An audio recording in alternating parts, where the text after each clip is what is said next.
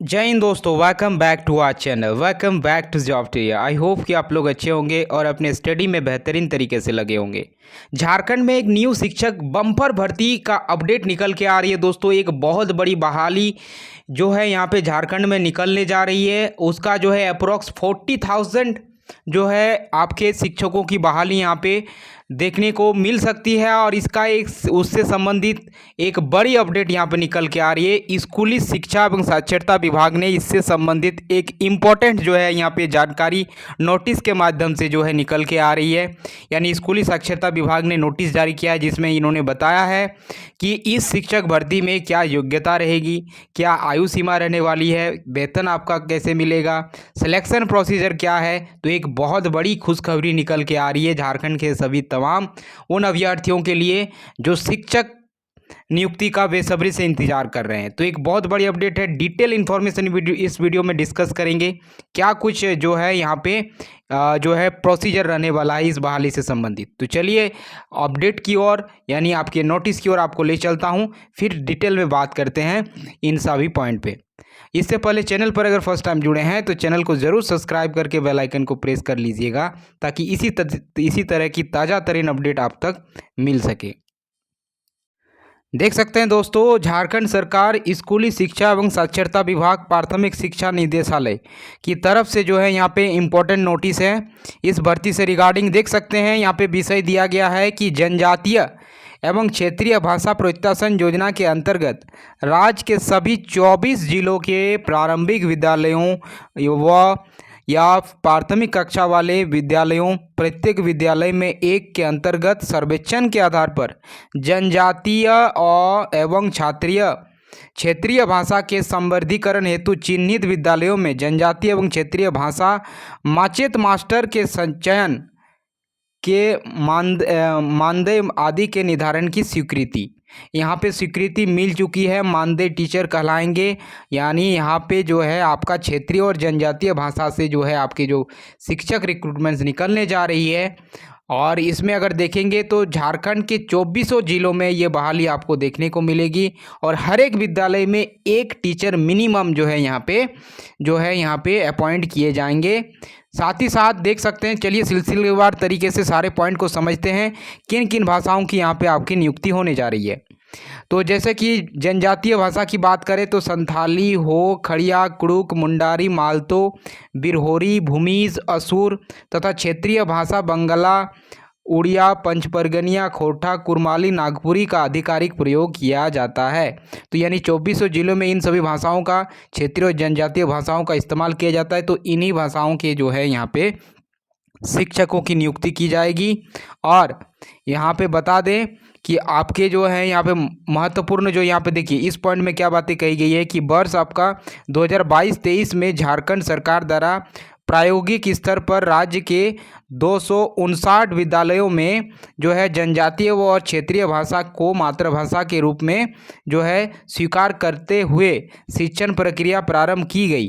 तो जिसका जिलावार विवरण जो है दिया गया, यानी 259 विद्यालयों में जो है क्षेत्रीय और जनजातीय भाषा को बढ़ावा देने के लिए यहाँ पे शिक्षण प्रक्रिया प्रारंभ की गई है। तो उसी का जो है यहाँ पे रिकॉर्ड दिखाया गया। देख सकते हैं इन सब स्कूलों में जो है इस तरह के आपके जो है यहाँ पे टीचर का जो है रेशियोज़ यहाँ पे दिया गया है। हम चलिए मुख्य बातों पर ध्यान देते हैं। देखिए यहाँ पे जो आपका होगा, यहाँ पे इस पॉइंट को देखिए, ये समझना आपको ज़रूरी है कि उपर्युक्त के आलोक में निम्नवत निर्णय लिया गया है। क्या क्या निर्णय इस बहाली से संबंधित लिया गया है, इसको समझते हैं। तो राज्य के सभी 24 जिलों के प्राथमिक विद्यालयों या जो है प्राथमिक कक्षा वाले विद्यालयों के अंतर्गत सर्वेक्षण के आधार पर जनजातीय या क्षेत्रीय भाषा के संवर्धीकरण हेतु चिन्हित विद्यालयों में जनजातीय या क्षेत्रीय भाषा माचेत मास्टर की घंटी आधारित सेवा प्राप्त की जाएगी। यहाँ पे घंटी आधारित शिक्षकों की जो है यहाँ पे नियुक्ति होगी। और जनजातीय और क्षेत्रीय भाषा माचेत मास्टर द्वारा अपने अपने निर्धारित विद्यालयों में जनजातीय भाषा और क्षेत्रीय भाषा में बच्चों के भाषाई ज्ञान एवं भाषा संवर्धन हेतु कार्य किया जाएगा। और यहाँ पे तो हम लोगों ने देख लिया किन किन भाषाओं का यहाँ पे निकलना है। साथ ही साथ यहाँ देखिए योजना क्रियान्वयन की प्रक्रिया कैसे होगी, ये योजना जो है कैसे एग्जीक्यूट की जाएगी, इसमें जो है टर्म्स कंडीशन क्या रखा गया है। तो ये सारी चीज़ें यहाँ पे आपका होना है। इसके लिए देखिए विद्यालय का सर्वे पहले चयन किया जाएगा और ये चयन जो होगी विद्यालय का वो सर्वेक्षण के द्वारा होगी। पहले सर्वेक्षण किया जाएगा और जिसमें जो है यहाँ पे आप देख सकते हैं मिनिमम जो है यहाँ पे देख सकते हैं कि 10 बच्चों पर जो है एक टीचर यहाँ पे अवेलेबिलिटी की बात की जा रही है। कम से कम एक भाषा को जानकार वाले 10 स्टूडेंट होंगे तो उसके पीछे एक टीचर वहाँ पे अपॉइंट किए जाने की बात कही गई है। साथ ही साथ अगर यहाँ पे देखेंगे तो आपका इस पॉइंट पे आप लोग चले ध्यान दीजिए। इसके लिए देखिए इसके जो गठन के लिए ये जो है समिति का जो है आयोजन किया गया है, जिसके लिए जो है जिला स्तरीय समिति का स्वरूप निम्न प्रकार होगा। उपायुक्त इसमें शामिल होंगे आपके अध्यक्ष के रूप में और उप विकास आयुक्त जो होंगे इसमें सदस्य के रूप में जो है शामिल किए जाएंगे और जिला शिक्षा पदाधिकारी भी इसमें इन्वॉल्वमेंट रहेगी, जिनका वो सदस्य एज मेंबर के रूप में वहाँ पे जो है आपको मौजूद रहेंगे। साथ ही साथ जिला कल्याण पदाधिकारी एक सदस्य के रूप में रहेंगे और उपायुक्त द्वारा नामित जनजातीय भाषा और क्षेत्रीय भाषा के पदाधिकारी या कर्मी भी एक सदस्य के रूप में रहेंगे।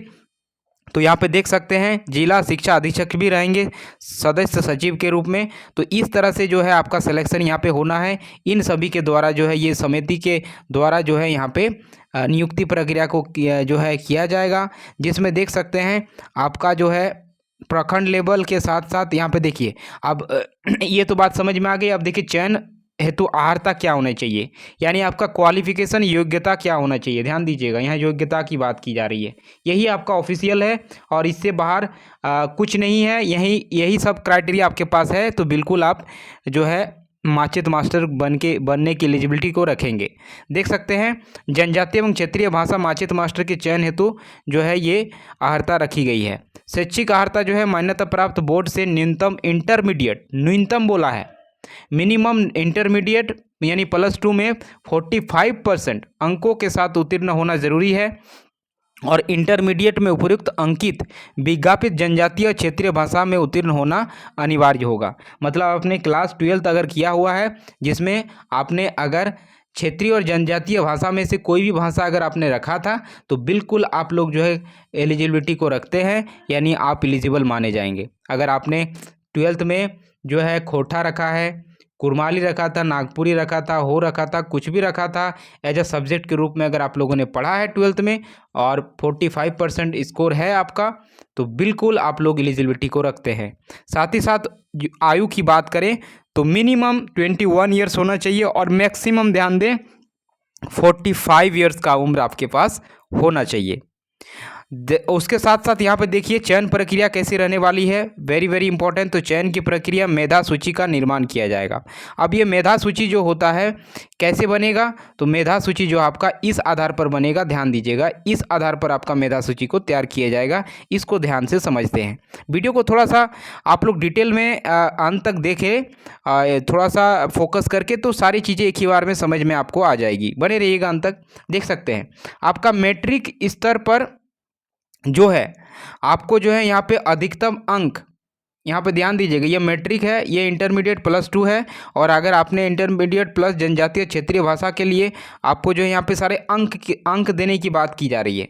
यहाँ पे आपको ध्यान दीजिएगा, इन सभी चीज़ों पर जो है आपका होना चाहिए। देखिए आप स्नातक कर सकते हो, आपके पास डिग्री होगा, स्नातकोत्तर होगा, पीजी आपने किया है या प्राथमिक शिक्षण प्रशिक्षण लिया हुआ है, डीएलएड या बीएड लिया हुआ है, तो इस तरह के जो है आपके पास नंबर जो है डिस्ट्रीब्यूट किए जाएंगे। अधिकतम अंक आपको इसमें जो है मैट्रिक में 20 मार्क्स मिलेगा और इंटरमीडिएट में जो है 30 मार्क्स अंक मिलेगा और वहीं क्षेत्रीय और जनजातीय भाषा से +2 किए हुए हैं तो 10 मार्क्स आपको यहाँ पे मिलने वाला है और स्नातक यानी ग्रेजुएट के लिए 20 मार्क्स रखा गया है, पीजी के लिए 10 मार्क्स रखा गया है और अगर आपने बीएड और डीएलएड किया हुआ है तो 10 मार्क्स यहाँ रखा गया है। इस तरह से आपका 100 अंक का ये आपका जो है मेधा सूची बनेगी, जिसमें आपको जो है यहाँ पे पूर्णांक और प्राप्तांक के आधार पर आपने जो भी इंटरमीडिएट में जो भी स्कोर रहा है उसके आधार पर आउट ऑफ इसमें से जो है आपको कितना नंबर यहाँ पे आपके मार्क्स के आधार पर आपको यहाँ दिया जाएगा और इस तरह से जो है आपका टोटल 100 में से कितना स्कोर आप कर पा रहे हैं उसके आधार पर जो है आपका यहाँ पे सिलेक्शन होना है। मेधा सूची को तैयार कर लिया जाएगा। तो इसके बाद यहाँ पे देखिए आपका जो है इम्पोर्टेंट यहाँ पे है कि आपका जो मानदेय कैसे होगा, मतलब आपको जैसे अपॉइंट हो जाते हैं आप, सिलेक्शन हो जाता है आपका, तो आपको जो है मानदेय के रूप में यानी सैलरी आपको किस तरह से मिलेगी। तो संबंधित माचित मास्टर के विभाग द्वारा निर्धारित प्रत्येक शैक्षिक कार्य दिवस के अलग अलग कक्षाओं में अधिकतम 3 घंटे के माध्यम से संबंधित जनजातीय एवं क्षेत्रीय भाषा को प्रोत्साहित करना होगा, जिसके आधार पर प्रशिक्षित यानी प्रारंभिक यानी प्राथमिक शिक्षक प्रशिक्षण या फिर बीएड को प्रत्येक घंटे 200 रुपये की दर से अधिकतम 600 रुपये प्रति कार्य दिवस के दर से दे होगा। यानी आप इस चीज़ को समझें, अगर घंटी आधारित ये शिक्षक है तो एक एक घंटी में अगर आप अगर जो है शैक्षणिक अहर्ता रखते हैं, यानी आपके पास जो आप अगर ट्रेंड टीचर हैं, प्रशिक्षित शिक्षक हैं, तो आपको जो है 200 से लेकर पर घंटी 200 पर घंटी से लेकर 600 प्रति घंटी मैक्सिमम तक आपको जो है यहाँ पे मिलना है। और आपको मैक्सिमम जो है 3 ही घंटे तक आप पढ़ा पाइएगा।